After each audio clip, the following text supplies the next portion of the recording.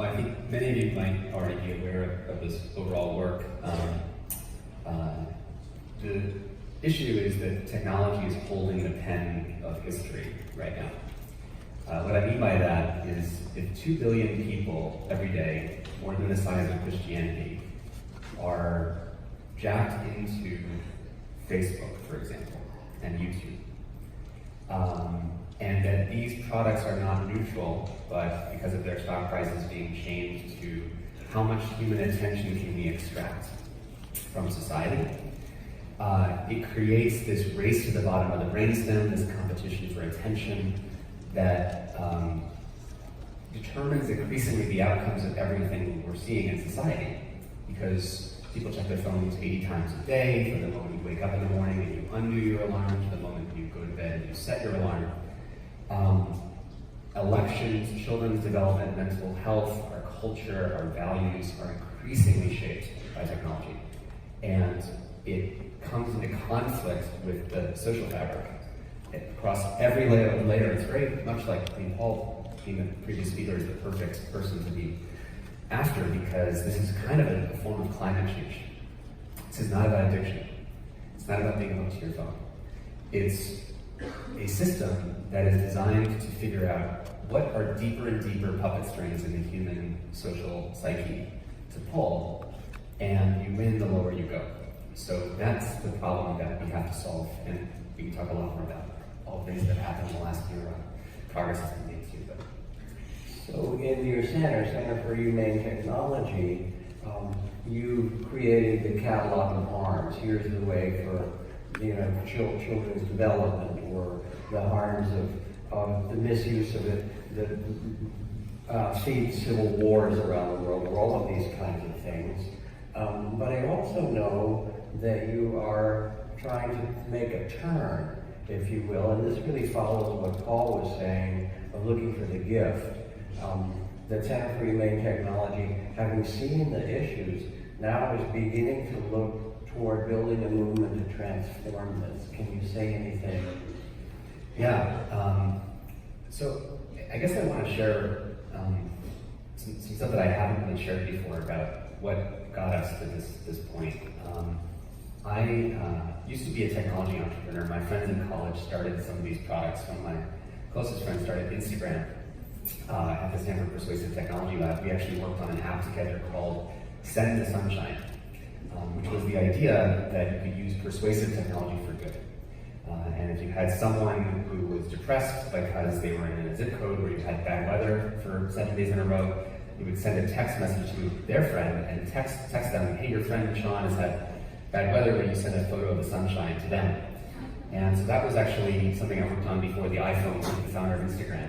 And I saw how persuasive technology would be able to steer society. There was actually, the last class in this lab was on the future of persuasive technology and the ethics of persuasive technology. And someone said, well, what if in the future you had a profile of every single person? What would uniquely persuade their mind? Do they respond to signals of authority? Do they like Jack Kornfield? If you said Jack Kornfield said something is true, would they feel more likely to believe it? And I realized how dangerous that would be if you had a perfect ability to manipulate every single human mind.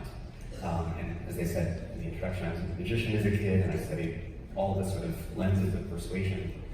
And so I first tuned into it back then, and I landed at Google as a technology entrepreneur. They bought our company, and I was kind of depressed at Google because I was in the room with people building Gmail, and I thought if there was ever a room where people would be caring about their impact, or email's impact on society. Email's a very stressful product. It sort of shreds your attention. It's a joke when you check your email once, you check it again a minute later. You read some bad climate news, you check it again to run away from yourself. It's a very stressful product, and how many people here feel like they have a problem with email? Right? So it's a thing, right? But no one talks about that. It's not on the agenda, right? And I thought in the product design room that surely there must be some set of people that care about this. But then, if there was ever a room, it would have been this room, because this is the Gmail team. This is the people building the product. And there wasn't that conversation happening. And the story's been told, but I made this presentation. I actually went home every night from work around 6, 7 p.m. and I worked on it for about 3 or 4 hours every night for about a month. And it was about how never before in history have, a billion people's thoughts, attention, choices, relationships been shaped by 50 designers, engineers in Silicon Valley. This was back in 2013. I was very nervous. I was really lost at Google. I didn't know what I was doing. And I didn't know whether this presentation had an impact, but I released it, it went viral, and I sort of informally got this role as a design ethicist, because no one had ever figured this out. What does it mean to ethically shape 2 billion people's thoughts? And I saw increasingly as I studied deeper, this is just game theory, everyone's caught in this race for attention, they can't not do this, YouTube has to get people's attention if they let go, and Facebook's just gonna swoop in, so they're caught, they're all bound. It's not that there's evil, bad people, but they're caught by this race. And in seeing all this, I just wanna say, there were probably 2 years that went by when I had almost no idea what to do. It's amazing that so much of this conversation has transformed. There's been a lot of huge accomplishments we can probably talk about, but there were literally days or weeks where I felt like all I did was check my email and read Wikipedia. And I say that because I had no idea. It's like, imagine you see climate change, you see this huge thing, like this is gonna affect attention, mental health, depression, showing kids infinite evidence of their friends having fun without them. We've never before done that. We've just created a world where now 100 million teenagers, it's never been easier to see infinite scrolling evidence of your friends are having fun without you. Right. Look what we did for the world. Wiring kids together into social pressure, social management, reputation management. They liked, my friend Susie liked that photo, but she didn't like this one, but I saw her like that other friend's photo, that guy, and what if she doesn't like mine? All of that reputation management is this just ridiculous thing we've thrown on the backs of these young people. Anyway, in seeing all of this, no way to even see climate change, right? It's easy to get distracted by one issue, like addiction, or hooked to our phones, or another issue, mental health, what we're doing to kids' mental health, or elections. But when you see it all together, it's like connecting, the coral reefs and the species lost in the Amazon and the hurricanes and the wildfires, and saying there's actually a common force that's driving all that. And upon seeing that, I felt incredibly hopeless because there really wasn't much support. Which is why I was saying, I'd spend weeks inside of Google, sometimes just answering emails and just saying, once you see this big thing, what do you do? What do you do if you saw that, right? I had no idea, and I tried for 2 years inside of Google to try and change some things. I didn't get very far. And I decided in January 2016 to leave and to create a public conversation. And I had no idea what that would look like. I didn't know what it meant to say, we're gonna launch a movement, or how do you do that? I was trained as a product designer, product engineer, computer scientist. I didn't know anything about social movements. And, there was what I want to communicate is just the many years in which almost nothing happened. Like 4 years, basically. Until, I think the thing that really kicked off was 60 Minutes. I was on 60 Minutes in April 2017. And, that really woke the whole world up to what was called brain hacking or persuasive technology, and the fact that it's not by accident, it's by design. And that happening after the election of Trump and the Russia stuff that came out, I think just exploded this issue to the popular culture. But what I want to get, communicate to all of you is just how hopeless it felt for years. And how when you're in the present experience of hopelessness, not briefly, but for years, how you also couldn't see things that are happening now.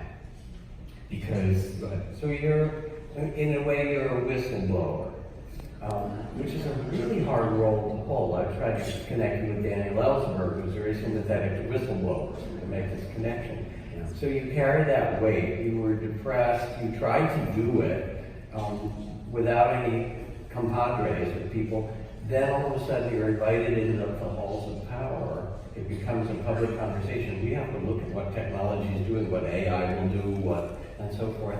But then you said, a phrase we've heard elsewhere, that there really aren't adults in the room, that you can go to Congress and talk to people, and they don't understand. So what do you do? You talk about amusing ourselves to death and so forth. Is it possible to get people to understand? How does this move from having taken over our lives to be transformed when there aren't adults in the room? What have you found? Yeah,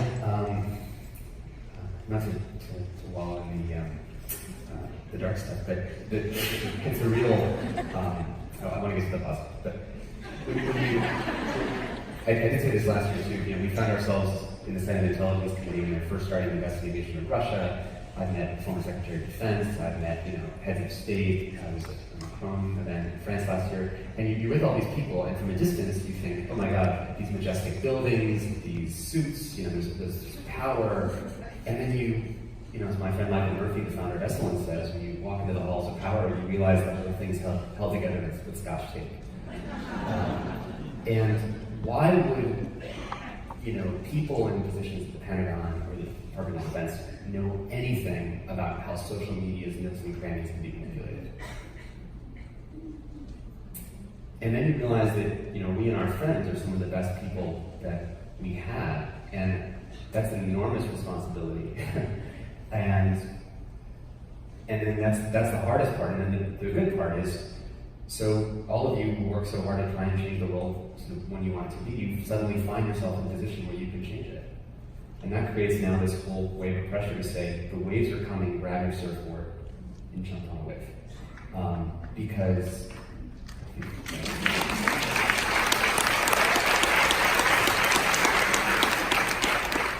and there is a huge cost to that. As some of you know from whatever activism that you do, when there suddenly is interest in an issue, you've got to jump on it and get it to go. And I want to say, just leading with some of the positive things that have happened in the last year. So here you have this situation, this race to the bottom of the brainstem to, grab human attention. And through either fearful images or whatever it is that will activate the kind of most primitive parts of this to allure you or frighten you in some way, whether it's political or social in any way. Exactly. It starts with the autoplay on YouTube. It's a 5, 4, 3, 2, 1. We'll remove the stopping cues. Stopping cues are how your mind is to wake up and say that you want to do something else, but if I take the stopping cue away, you just keep going. It's like a conversation you can't leave. The person keeps talking. They're not giving you stopping cues. You get up. So, but that's the innocuous part. Then we have to get deeper in the attention economy, so we have to go into tribalism. If you watch what Russia did, there was a whole play into pride and identity.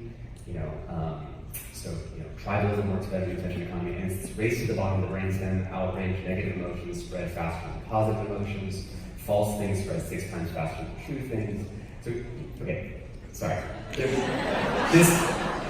But this is the race to the bottom of the attention economy. What I wanted to say was, in the last year, it was actually since Wisdom last year, in May of last year, Apple and Google both launched digital well-being initiatives the same month, setting off from a race to the bottom, a race to the top for who can care more about people's well-being. Now, I don't want to claim this as massive success because this is like in the roadmap of what we need to do, 0.01 baby steps in the direction of what we need. But if you ask me, back at Google, back when there was those days of just reading Wikipedia and answering emails and having no idea that this would ever change, that Apple, Google, both launching digital well-being initiatives, including the phrase time well spent in their messaging, implementing features like grayscale when you look at your Android phone or your friend's Android phone late at night and it's suddenly gray, that's going to ship on 1 billion phones by the end of the year. Now, I'm not saying that's like the big success we're looking for, but to go from no change to now a race to the top through public pressure.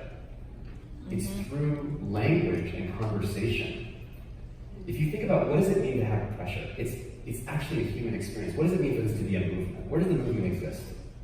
Where is it? Is there some blob in reality you can draw an outline and say that's the movement?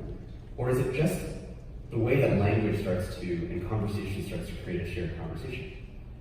So if you're at Google and you go to 3 meetings in one day and someone says, have you heard of technology hijacking our minds, the race for attention, and why we need time well spent? And you have 3 meetings in one day that say that. That's pressure. And that's not a lot to create that announcement. That's just 3 conversations that a human embodied animal has to, in their meetings throughout the day, experience. So what's been amazing for me is seeing the way that language and conversation are the movement. And you all are in a position, many of you are between the mindfulness worlds and have these values, and you're also, some of you inside the technology companies here, or work with them or know them. And it's actually a matter of creating that conversation that leads to that change. So Thich Nhat Hanh famously said that the next Buddha will be the Sangha, will be the community. It's not going to be one person.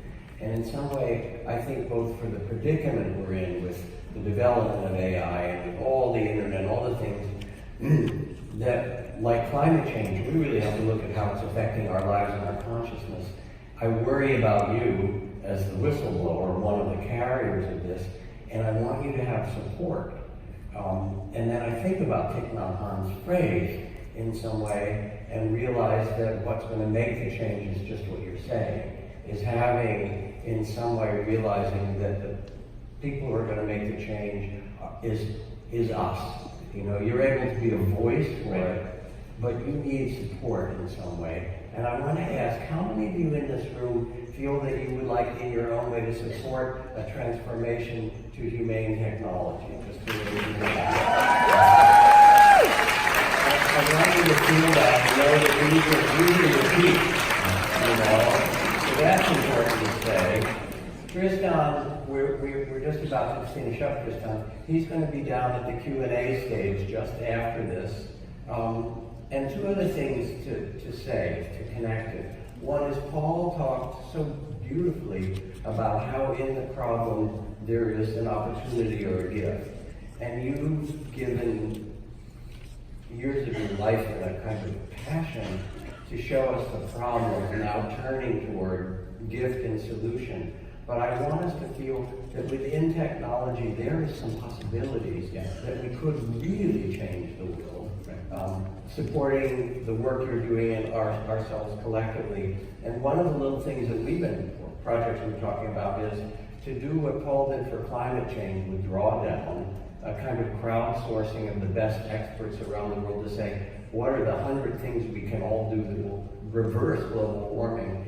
That we're also talking about doing the Drawdown for technology and getting 50 or 100 people around the world to bring the best vision and say, not one solution, but what are the 50 things that you can do? So if you're interested, you can go to the Q&A stage and listen to Tristan or sign up with him and with Open Source Compassion, which will also be down there, and participate in some way. Mostly, I want you to feel the goodwill in this room and all those hands, my friend. It's hard being young and being whistleblowers. They ain't easy, you know. And you go and talk to President Macron, and he's a nice guy, but he's kind of clueless about what's happening, you know. And we don't have to talk about Washington, D.C. We need you, he needs you, and you need him, and we're in it together. And thank you.